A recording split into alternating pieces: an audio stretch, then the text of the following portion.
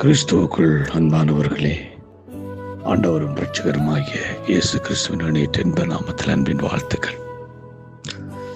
நம் தொடர்ச்சியாக கர்த்தரின் நிலைத்திருத்தல், அந்த நிலைத்திருத்தல் தொடர்பாக நாங்கள் தியானித்து வருகிறோம். நாளில் நாங்கள் முதலாவது பார்த்தோம், கர்த்தரிடத்தில் நாம் நிலைத்திருக்க வேண்டும் என்று. இரண்டாவது, நம் தேவனுடைய வார்த்தையை நிலைத்திருக்க வேண்டும். மூணாவதாக நாங்கள் பார்த்த காரியம், அந்த தேவனுடைய அன்பின் நாம் நிலைத்திருக்க வேண்டும். நாலாவதாக விசுவாசத்தை நிலைத்திருக்க வேண்டும். ஐந்தாவதாக நாம் தியானித்த பகுதி, தேவன் நம்மை அழைத்த அந்த அழைப்பிலே நாம் நிலைத்திருக்க வேண்டும். ஆகவே இவ்வாறு இப்படிப்பட்ட காரியங்களை நாம் நிலைத்திருக்கும் பொழுது, தேவன் எங்களை குறித்து வைத்திருக்கிற தேவனுடைய திட்டம், அவருடைய நோக்கம் எங்களுடைய வாழ்க்கையில நிறைவேறுகிறதாக இருக்கிறது. பிரியமானவர்களே, இன்றைய நாள் நாம் பார்க்க போற காரியம், அபிஷேகத்தில் நாம் நிலைத்திருக்க வேண்டும். கர்த்தர் எங்களை அபிஷேகித்திருக்கிறார். அல்லேலூயா. அவர் எங்களை அபிஷேகித்திருக்கிற அந்த நோக்கம் எங்களுடைய வாழ்க்கையில நாம் நிறைவேற்றப்பட வேண்டுமா இருந்தால், நாம் அந்த அபிஷேகத்தை இழந்து விடாதபடி நாம் அந்த அபிஷேகத்தில் நிலைத்திருக்க வேண்டியது மிக அவசியமாக இருக்கிறது. 1 யோவான் 2வது அதிகாரம் 27ஆம் வசனம் இவ்வாறு சொல்கிறது, நீங்கள் அவராலே பெற்ற அபிஷேகம் உங்களில் நிலைத்திருக்கிறது, ஒருவன் உங்களுக்கு போதிக்க வேண்டியதில்லை. அந்த அபிஷேகம் சகலத்தையும் குறித்து உங்களுக்கு போதிக்கிறது, அது சத்தியமாயிருக்கிறது.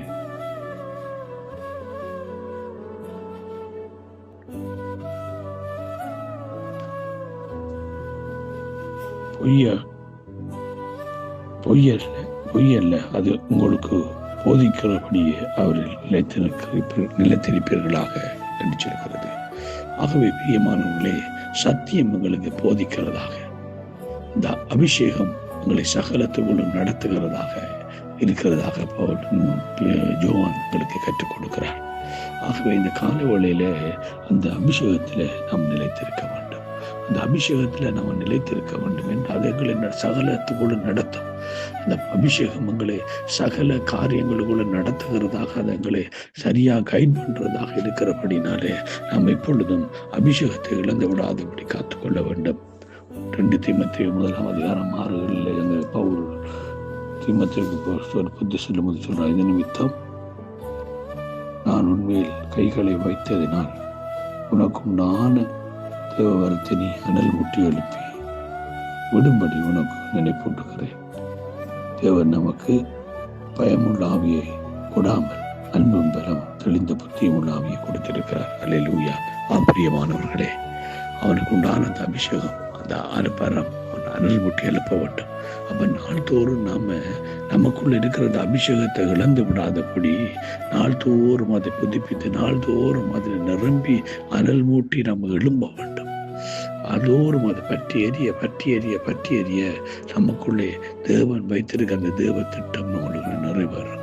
ஆகவே தேவனுடைய ஆசீர்வாதங்கள் நம்ம இழந்து விடாதபடி, அவருடைய அபிஷேகத்தை இழந்து விடாதபடி, அதுக்கேற்ற கிரியைகளை நாம் நடப்பிக்காதபடி, எப்பொழுதுமே தேவன் நமக்கு கொடுத்திருக்கிற அபிஷேகத்தில் நிலைத்திருப்போம், முட்டி எழுப்புவோம். கர்த்தர் பெரிய காரியங்களை எங்களோட வாழ்க்கையில செய்வார்.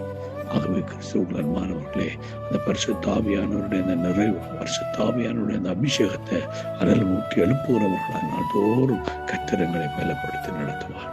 God bless you all.